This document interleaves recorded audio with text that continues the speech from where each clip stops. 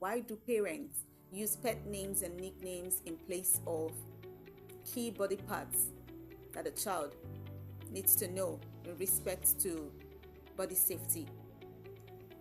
Welcome to A Moment with Vicky Martins. Let's talk about those nicknames that parents use when trying to sex educate their children. Bible said when God brought the animals to Adam to name, and he said whatever he named them, that they became. So he began to call them goats, cow, elephant, lion, snake, giraffe, cheetah, right? Why didn't he call goats meh? Why didn't he call cheetah runner or something? He called them their names, and that's what they are. So how come you're trying to teach your child something that will help protect them tomorrow, and you're using pet names and nicknames?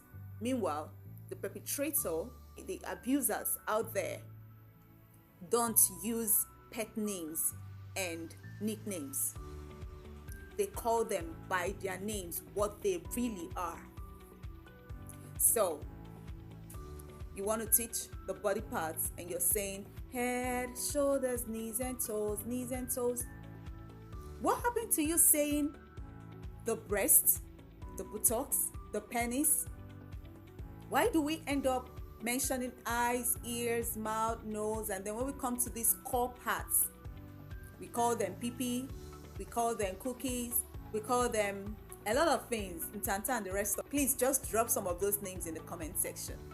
So you see, we keep confusing our children, and they go out there and face these adults who have decided not to do something good with their lives.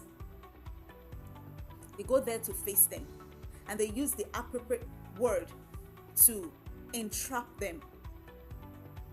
A child cannot protect what he cannot name.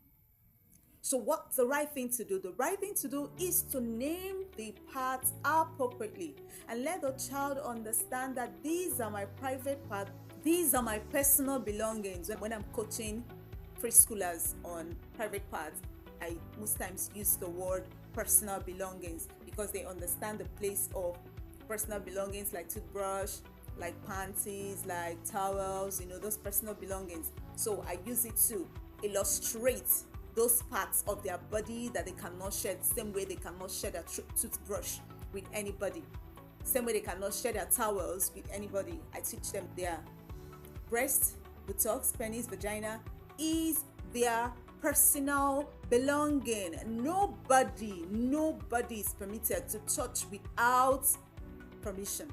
If anybody trespasses, what should the child do? Teach the child.